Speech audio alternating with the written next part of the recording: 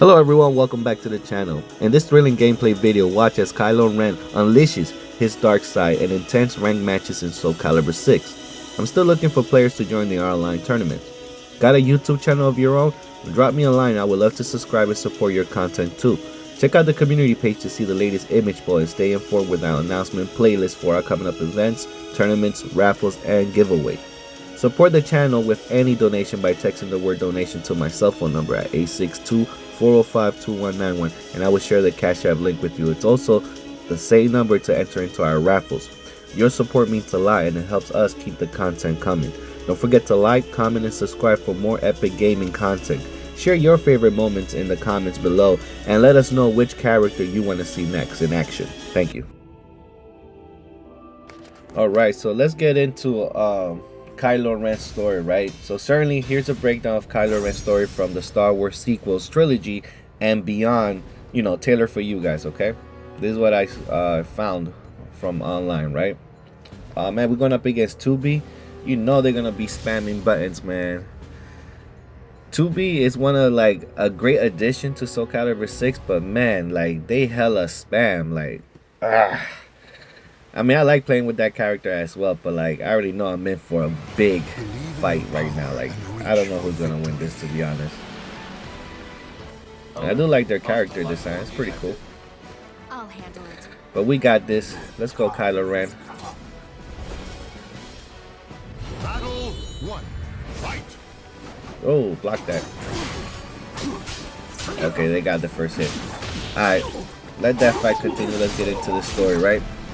So, Kylo Ren is one of the most intriguing and conflicted characters in the Star Wars universe. Originally born as Ben Solo, he comes from a legendary family deep ties to both the light and dark side of the Force.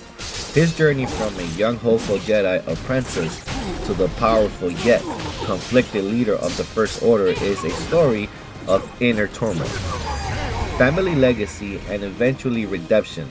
Let's dive into the full story, examining the key moments that define his path from his fall to the dark side to his ultimate redemption, right? So basically they're gonna be talking about all three movies, right? Now it says here, Kylo Ren's real name is Ben Solo, born to Leia Organa and general leader of the Resistance, and Han Solo, a legendary smuggler turned hero. Ben was raised under the immense pressure due to his family's heroic past. Oh hell no, I know I'm not about to get swept. Hold up, I gotta lock in real quick, man. Like I told you, like they left the spam buttons, but I gotta time it correctly now. Hold up, back up. I'm not gonna let you sweep me, bro. Oh, that was a nice one. Hold up, back up. There you go. You got to. If you don't put pressure on the 2B, bro, it's a wrap. Oh no, I'm about to get destroyed. Back up. Even though I'm just catching her with simple stuff, like I have to, like, just to put the pressure on. Alright, let's see if we can make a comeback. Battle 4. Fight. Nah, I'm already getting used to your movements. Oh, that's blocked, boy. Back up. Alright, so let's get into it, right? So it says here, the legendary smuggler turned hero. Ben was raised under the immense pressure due to his family's heroic past. His mother was a powerful figure in the Rebel Alliance, while his father was also known for his daring exploits during the Galactic Civil War. Not only that, but Ben was also the nephew of Luke Skywalker, the Jedi who defeated Darth Vader and the Emperor Palpatine. Oh, let's go. Final round, man. I'm telling you, I'm not going to get swept. Let's go. Now I'm going to put the pressure on her. Get out of here. Throw out the ring. Oh, no. Watch out. Throw out the ring. Ah, boy. Let's see if I can end up with a special. Oh. Got it. With the special. It's over. Now that's how you make a comeback, guys.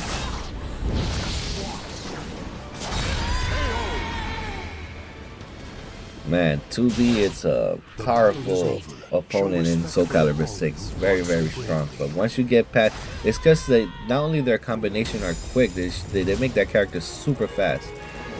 So it's like, it's very annoying once the pressure's on you. But that's how we get the W. Nice try, kid. Alright, let's get back into the story. So it says here, okay, so let's go back. So Skywalker, the Jedi who defeated Darth Vader and the Emperor Palpatine. Ben's ancestry on his mother's side tie him to one of the galaxy's most infamous Sith Lord, his grandfather, Darth Vader, aka Anakin Skywalker. This complicated legacy weighed heavily on Ben's psychic from a very early age. At a young age, Ben was sent to be trained by his uncle Luke Skywalker to harness the light side of the Force and become a Jedi under Luke's mentorship. Ben learned that the ways of the Jedi, but he was also deeply conflicted by the growing darkness within him. This darkness was exacerbated by the manipulation of the Supreme Leader Snoke, who was watching Ben from afar, subtly encountering his doubts and anger. Now we all know this. They're gonna mention it here. It says here, Snoke, a puppet of Emperor Palpatine himself, recognized the potential in Ben to become a powerful agent of the dark side. Over time, Snoke's influence increased, making Ben, isolated from his family and his mistrustful of Luke. Ben began to struggle with his expectations placed upon him as the heir to the Skywalker legacy and the growing temptation of the dark side. So the breaking point came when Luke sensed the darkness growing in Ben. In a brief moment of fear, Luke considered killing his nephew in order to prevent him from becoming a danger to the galaxy. However, Luke's hesitation and Ben saw this moment as a betrayal, believing that Luke intended to kill him. Ben was pushed over the edge and he destroyed Luke's Jedi temple, and he killed many of his fellow students and fled, now fully under the influence of Snoke. Ben abandoned his former identity and took on the new name of Kylo Ren. The name Ren was derived from the Knights of Ren, a mysterious order of the dark side warriors, and Kylo will become its leader. He would then finish off what his grandfather Darth Vader had started by destroying the Jedi and seizing control over the galaxy. By the time The Force Awakens, Kylo Ren has risen to become the leader of the First Order, a military dictatorship seeking to restore the legacy of the Empire. He serves as the apprentice of the Supreme Leader Snoke. Let's see here, it says here, and wields a unique cross-guard lightsaber symbolizing his raw, unstable power. Kylo, I will admit, his lightsaber is badass though. You can say a lot of shit about Kylo Ren, but I do like his lightsaber. Now, Kylo Ren is determined to prove his strength and dedication to the dark side, and part of his rejection to his past, including his family. In The Force Awakens, Kylo Ren's most shocking moment comes when he faces his father, Han Solo, and at Starkiller Base. In a bid, to serve his, in a bid to cut all his ties to the light and fully embrace the dark side, Kylo kills his father in an act that leaves him emotionally shattered, yet seemingly more committed to his path of darkness. Which I would have to say that was one of the best scenes in that movie. Like, there wasn't that many scenes that were like, oh, but him killing Han Solo, losing Han Solo as a character, I kind of felt that. That was at least a good part in the movie. Because how do we get to this far in time, right? And you guys don't know how to lightsaber. After seeing Revenge of the Sith, okay, everything after Star Wars coming out, everybody has to know how to do, at least be able to lightsaber duels, right? So that was very let down throughout the whole movie every time they had a lightsaber duel. But whatever. But I would say that was one of the best parts. And then Chewie going crazy like that was cool. Other than that, it was like, whatever. Alright, so it says seemingly more committed to his path of darkness. Once of the central relationship in Kylo Ren's story in his connection with Rey, a mysterious young woman who is strong with the Force. From their first encounter in The Force Awakens, it becomes clear that Kylo and Rey share a unique bond, which depends over the course of the trilogy. They are revealed to be Force guide, the two individuals who are incredibly powerful in the Force and deeply connected across time and space. In The Last Jedi, Rey and Kylo have multiple Force connections where they communicate and begin to understand each other. Each other's struggles. Rey believes that there is still good in Kylo Ren and that he can be redeemed. Kylo, on the other hand, tries to convince Rey to join him, rejecting both the Jedi and the Sith to create a new order. There are complex dynamic shifts throughout the trilogy, creating moments of tension, alliance, and betrayal. Man, my guy just wanted a friend. Can he get a friend? Now, one of the most pitiable scenes occurs when Kylo kills the Supreme Leader Snoke during the confrontation, seemingly siding with Rey to overthrow his master. However, instead of turning back to the light, Kylo seizes the opportunity to declare himself Supreme Leader of the First Order, believing that together with Rey, they can truly rule the galaxy. Rey refuses, and the two of them part ways once again as enemies. In The Rise of Skywalker, Kylo Ren's internal conflict reaches its peak. He continues his pursuit of Rey while seeking to destroy any threat to his power, including the Resistance. However, after a climatic lightsaber duel with Rey, I want to say climatic, I mean, y'all guys needed so much work on that, like, it angers me just to think about this. Alright, on the ruins of a Death Star, Kylo is mortally wounded, and Rey, in the act of compassion, uses the Force to heal him, showing him a path back to the light. Following this, Kylo experiences a vision of his father, Han Solo, who forgives him for his action. Yep. Real quick, what I wanted to say is that right now I couldn't find opponents. Like, I love Soulcalibur 6, but it's really hard to fight players online and it took forever. So I just went to the versus mode. I put it on the hard difficulty and I just continued to play with Kylo Ren because I was having so much fun with this character. And I also wanted to continue his story. But yeah, man, it's hard to find players. I mean, Soulcalibur 6 is such an awesome game, but not too many people be playing online. So I got frustrated of waiting that I just say, I'm just going to put it on the difficulty and let's go have some fun. Alright, back to the story. Han Solo, who forgave him for his action, the moment he reconciliation with the prompts that Kylo to abandon the dark side. He was trying to bring his son back to the good side. Side and reclaim his identity as Ben Solo. Ben Solo returns to the aid of Rey in the final battle against Emperor Palpatine, who was secretly been orchestrating the events from the shadows. Now, part 2, it was alright. The way that Luke, it was alright.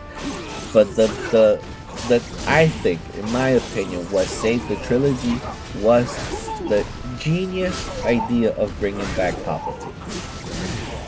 Because nobody else could be such a great bad guy, and he played that role so well. And yeah, they gave us the BS that when somebody falls, you can't technically count them out as dead. Look what happened with Darth Maul. Look what happened with Sidious. With Palpatine. So it's like, so that gives the question, since we never saw Mace Windu's character die, since he also fell, that means they could potentially bring him back in a TV series or his own movie, and I would love to see that. I would love to see a Mace Windu. But again, so they fed us the story that Palpatine survived and he's been controlling everything from the shadows, which I thought was smart, because Snoke as a Sith Emperor or whatever, he was trash. I thought he was garbage. And then they made him like the hologram. He was supposed to be this all big. No, that was just trash, man. So I was happy that in the third movie they brought Palpatine back, because that makes such a great bad guy, and they had to team up in order to stop him. I mean, the end scene was really good. I love the graphics. The Stellar Wars, he was, all that was, the end was like the best part of the movie, I would say. But let me continue here.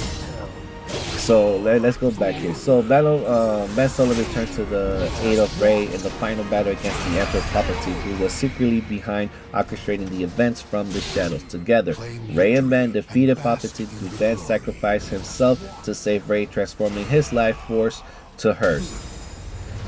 Which was kind of trash, I would say, because throughout the whole 3 movies, they're like, oh, are we gonna get together, not get together? But then there was also the love triangle with Finn, so it's like everybody here swapping, or I don't know what they're doing. And then at the end, we see him redeem his character. You think he's gonna get the girl at the end, but no, they just killed him off so she could be, I guess, independent and by herself. I guess that's what she's getting, her own movie. Like, I don't need no man. Whatever. It would have been more at least helping the movie wise, but whatever. They kill his character. In redemption to complete, and with his final act, Ben Solo dies in peace, free from the darkness that once consumed him.